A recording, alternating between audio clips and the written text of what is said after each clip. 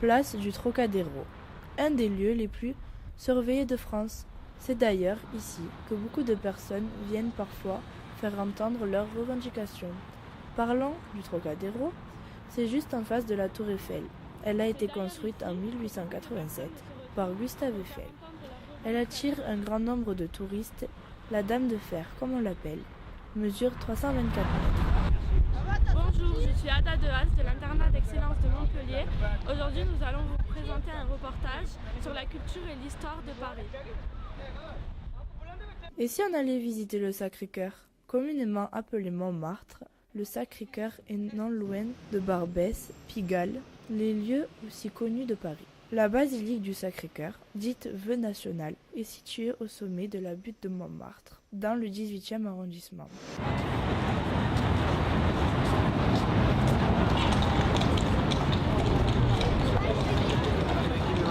Salut! Après la Tour Eiffel de Paris, nous voyons là à l'Arc de Triomphe, qui est un morceau des Champs-Élysées. Je vous laisse découvrir ça avec nous. L'Arc de Triomphe est l'image de victoire pour la France. C'est un des bouts des Champs-Élysées. Les touristes du monde entier veulent arpenter cette avenue très célèbre.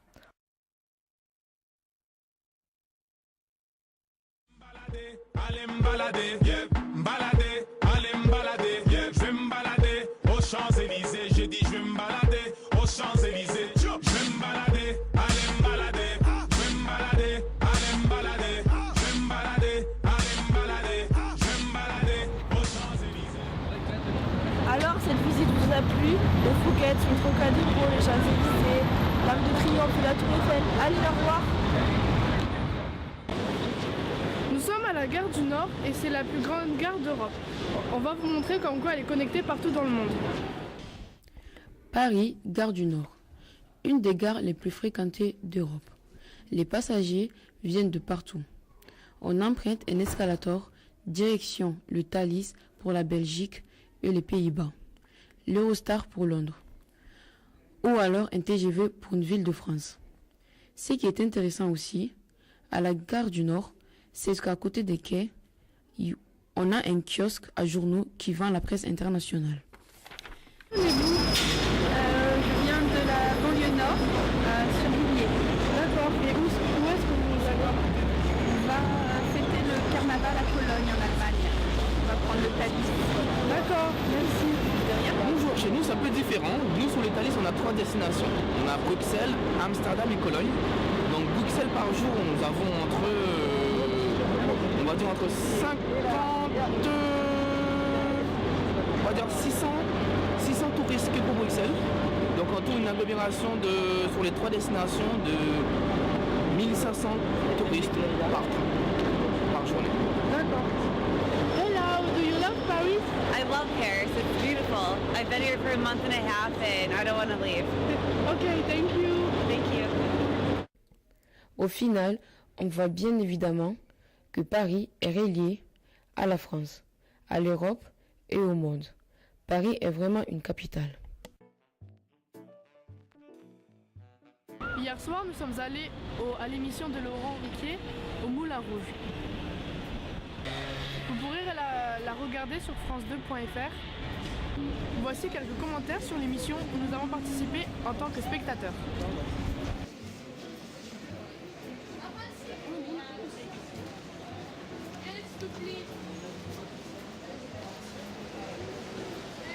On vient de passer à l'émission de Laurent Ruquier. Qu'est-ce que ça vous a évoqué? J'ai beaucoup de stress. Et alors, ça n'a pensé quoi? On n'a jamais pensé à l'antenne. C'était rigolo aussi. C'est une expérience à vivre. Franchement, on s'y attend pas déjà. Et on réalise pas vraiment à l'instant. C'est impressionnant. Quelle a été ton impression par rapport à l'émission? J'étais contente en fait parce que déjà c'est la première fois que je participe à une émission et franchement moi j'aime bien parce que je m'intéressais à plein de choses, je me disais Comment ça se passe pendant les pubs? Comment ça se passe avant que ça tourne et tout après? Et voilà, maintenant j'ai découvert comment ça se passait et je suis contente. Est-ce que tu t'es bien amusée? Oui, je me suis beaucoup amusée parce que quand je regarde la télé, ça passe lentement, j'ai pas envie de regarder, c'est trop nul et tout. Alors que quand je suis en direct avec eux et tout, sur le plateau, moi je trouve ça trop amusant. Quelle a été ton impression par rapport à l'émission? Moi franchement ça m'a impressionné parce que c'était la première fois que je voyais tout ce qui se passait derrière la régie et tout. Donc ouais, ça m'a beaucoup impressionné. Quelle a été ton impression par rapport à l'émission? Franchement, c'était une émission assez sympa. On a rencontré aussi Laurence. Enfin, c'était l'animateur en fait, que je voulais vraiment rencontrer. Donc voilà, en plus on a rencontré un acteur qui fait des blagues et tout. Donc franchement, c'était assez cool.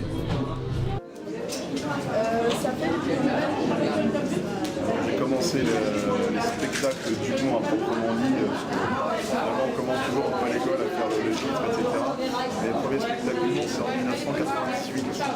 Donc ça fait 15 ans maintenant, 16 maintenant que au début tu commences dans les petites salles à Paris à droite à gauche. T'as les Blancs Manteaux, le Point Virgule, le Café de la Gare. Petit à petit tu fais des festivals, tu fais des plus grosses scènes.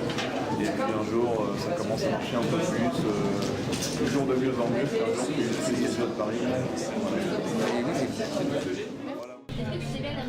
Franchement, elle avait une très bonne ambiance, les gens étaient. Tout le monde participait, moi je me suis bien amusé. C'était cool. Un œil sur la science. Un œil sur la science. Un œil sur la science. Interview, découverte, Reportage. Un magazine proposé et réalisé par les élèves de l'internat de Montpellier. Avez-vous déjà eu les cheveux qui se dressent sur la tête, ou une décharge électrique qui vous traverse quand vous touchez quelqu'un, ou une portière de voiture qui vient de fonctionner? Ces petits moments du quotidien sont liés à un seul et même phénomène, l'électrostatique. Mais pourquoi l'étudie-t-on? Parce qu'on peut y être confronté dans tous les jours, dans la vie quotidienne, quand on enlève une polaire, quand tu croques un morceau de sucre dans le noir. On est entouré de particules qui sont chargées positivement, négativement, et des fois il y a la balance qui n'est pas égale, donc des fois tu as plus de charge plus d'un côté, plus de charge moins, et donc du coup ça donne des phénomènes électrostatiques. Oui, d'accord, mais comment peut-on intéresser un public jeune sur un sujet aussi scientifique? Cette question a été posée à un professeur de sciences. Généralement, l'expérience qu'il préfère le plus, je pense que c'est l'expérience du filet d'eau. Tu fais couler un tout petit filet d'eau, tu prends ta règle en plastique et tu la frottes fortement. Donc en fait, ce que tu vas faire, tu vas électriser ta règle. Tu électrises la matière par frottement, c'est-à-dire que tu arraches ce qu'on appelle les électrons. Quand tu arraches des électrons ou alors tu peux en ajouter, eh bien, tu vas voir que si tu l'approches, ta règle frottée au préalable de ton filet d'eau, tu vas dévier ton filet d'eau. Voilà. Ou sinon, tu peux faire en découpant des tout petits bouts de papier. Tu les poses sur ta table et tu approches aussi pareil ta règle après l'avoir frottée vigoureusement et tu vas voir que les petits papiers vont être attirés par la règle. Mais finalement, c'est quoi l'électrostatique? Un chercheur du palais de la découverte de Paris a bien voulu nous répondre. C'est en gros, tu as un objet, tu rajoutes des charges électriques à l'intérieur, des moins ou des plus, et quand tu les as ajoutées, elles sont statiques puisqu'elles ne bougent pas en fait. Tu as déséquilibré la matière, tu as rajouté des charges par rapport à l'autre. Tout comme l'électrostatique, il y a des choses qui nous entourent mais que nous ne voyons pas.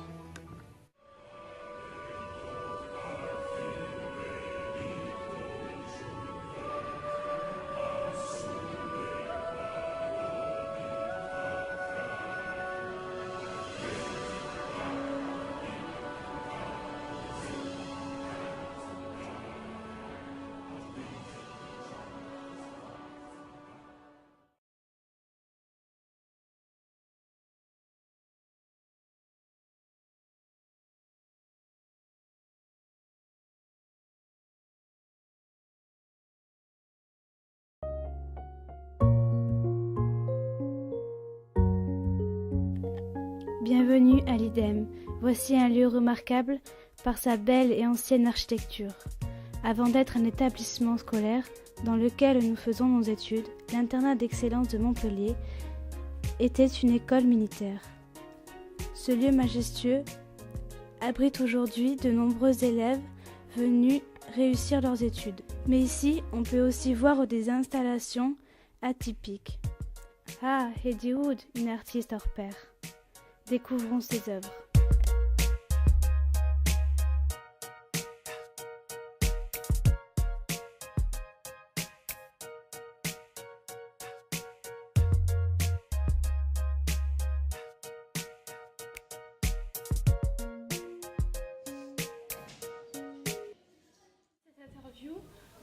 Pouvons-nous aller voir les œuvres que vous avez accordées au sein de l'internat? Oui, allons les voir.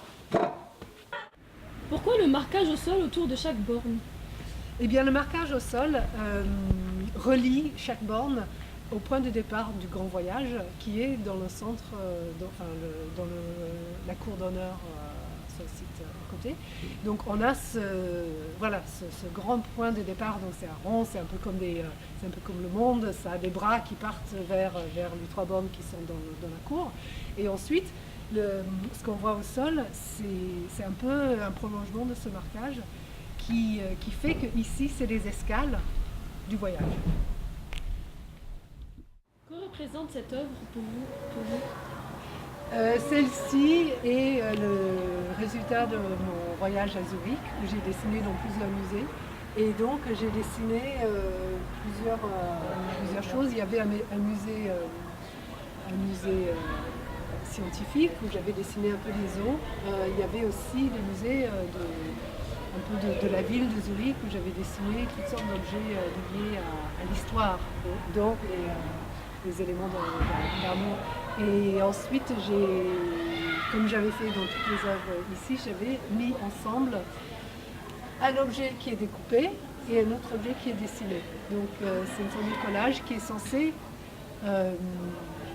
donner en quelque sorte l'essence de cette ville, donc par le biais de ces objets contenus dans les musées.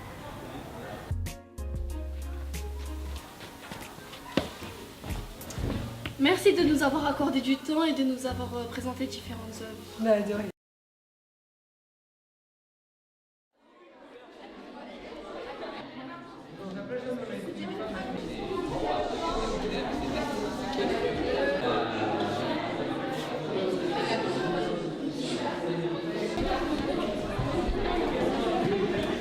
Les élèves se sont appropriés cette exposition au sujet et autour de ces 12 femmes exceptionnelles, conçues à la fois par leur résistance, par leurs actions, leur montrer quelque part un exemple. Et ils ont voulu, avec leurs professeurs, travailler autour de ce thème. Et vous constaterez qu'ils ont produit, vous voyez, on a enrichi cette exposition par des œuvres, où ils ont voulu montrer, à travers ces portraits retravaillés, ce que leur inspiraient les combats qui ont été menés par ces femmes exceptionnelles. Et vous, la génération qui est là ce soir et qui a travaillé sur ces travaux, vous apportez, j'en suis convaincu, beaucoup d'avenir. Et l'avenir, ça passe par la réflexion qu'on mène sur ces dames qui ont un combat très digne, très courageux, très difficile aussi, au prix souvent malheureusement de leur vie, de sévices ou de violences. Et il nous appartient à nous de porter cette voix qui permet d'annihiler ce chancre de la société. Voilà. En tout cas, moi je voulais vous féliciter parce que dans mes activités qui sont nombreuses, dans mon emploi du temps qui est très chargé, ce soir pour moi c'était un moment que je souhaitais vous dédier et privilégier à la grande réflexion et aux travaux que vous avez fait avec vos professeurs, vos maîtres et l'animation collective que ça génère. C'est moi qui vous félicite.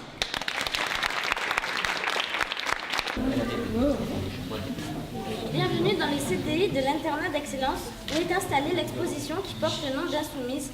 Voici les portraits de 12 femmes luttant pour la dignité humaine et l'égalité des droits des hommes, des droits entre hommes et femmes. Elles ont su se révolter afin que le monde sache ce qu'elles subissent. Ces femmes insoumises sont un modèle de courage pour beaucoup d'autres femmes. Leur message a permis de faire évoluer les mentalités. Cette exposition a été créée par les élèves de 4e A, 4e C, 5e C et 2e C. Très bien. Ça sera en bonne place.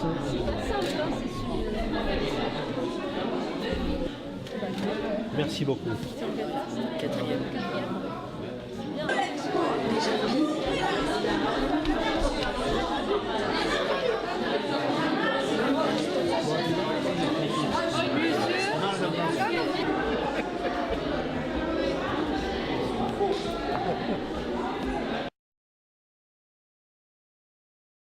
Un œil sur la science. Un œil Sur la science. Un œil sur la science. Interview.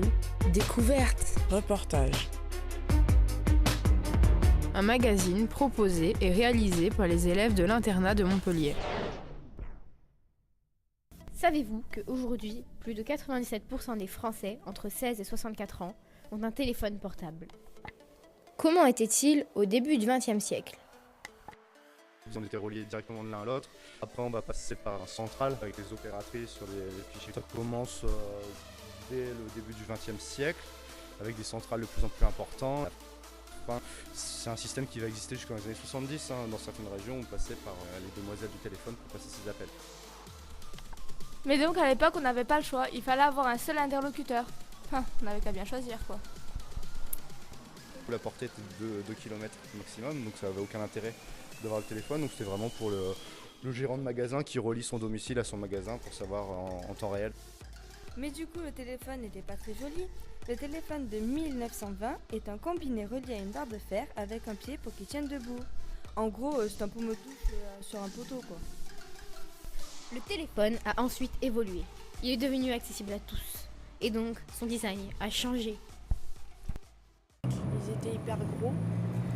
Gros téléphone avec la petite antenne et voilà. 8210 de Nokia. Alors il me semble que c'était des gros téléphones avec des espèces de CB avec des énormes antennes. Un téléphone assez gros, voilà le début des téléphones portables, il y a une quinzaine d'années. Il n'y avait pas internet à l'époque. Une cabine téléphonique. Les premiers téléphones portables étaient plus petits que maintenant. Mais en réalité, ce n'est pas exactement ça. Comme nous l'explique Nicolas, médiateur au musée des arts et des métiers. On ressemble plutôt à un bilboquet, c'est les premiers qu'on va voir en France. Au début, donc, on parlait le micro et l'écouteur étaient indépendants. Il y a eu des téléphones avec des tuyaux acoustiques carrément. Puis c'est un certain Clément Adler qui a inventé le combiné, c'est-à-dire l'idée d'avoir l'écouteur et le micro sur le même objet. Et au design, comme c'est la nouveauté vraiment à cette époque-là, c'est très art déco, très assez raffiné. Mais aujourd'hui, un portable, c'est... Il y a les coups des montres maintenant qui sont sortis. Il y a les oreillettes avec ta montre comme ça là. Donc au final, ça sera plus du tout un système de téléphone comme on le voit. Oui, Puis il y a les lunettes qui sont sorties là, début d'année. Là. Je ne sais pas si vous connaissez, Google Glass. Non, vous ne connaissez pas. En fait, tu mets des lunettes qui sont connectées directement à Internet par l'œil. En fait, ça interagit directement avec Internet. On va regarder. Et encore aujourd'hui, le téléphone ne cesse d'évoluer. Maintenant, on laisse place au Google Glass. Et pour finir, un grand merci à nos deux professeurs référentes qui nous ont amenés à un magnifique voyage.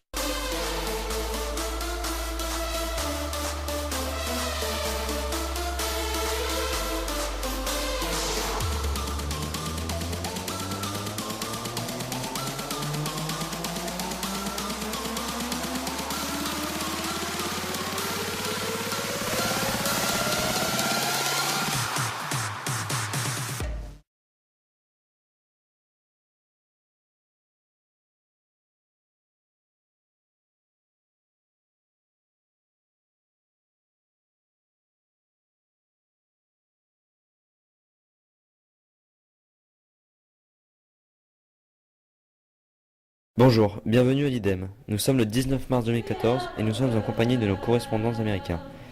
Nous allons donc vous présenter un petit spectacle.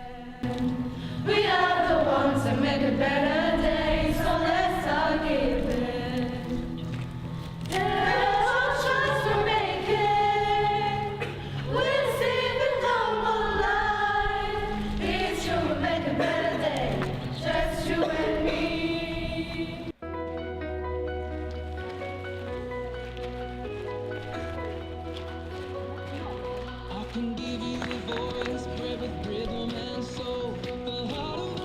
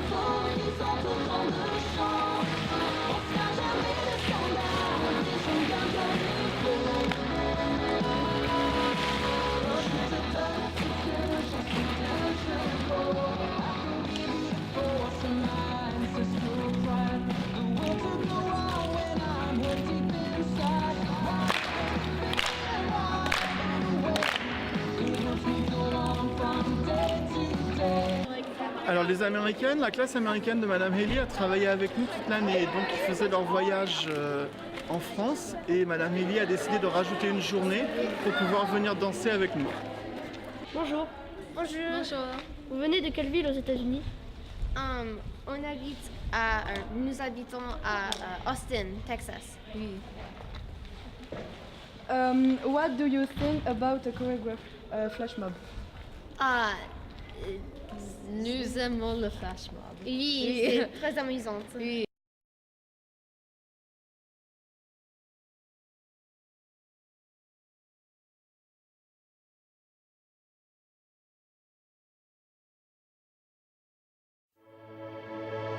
Let me see you put your heart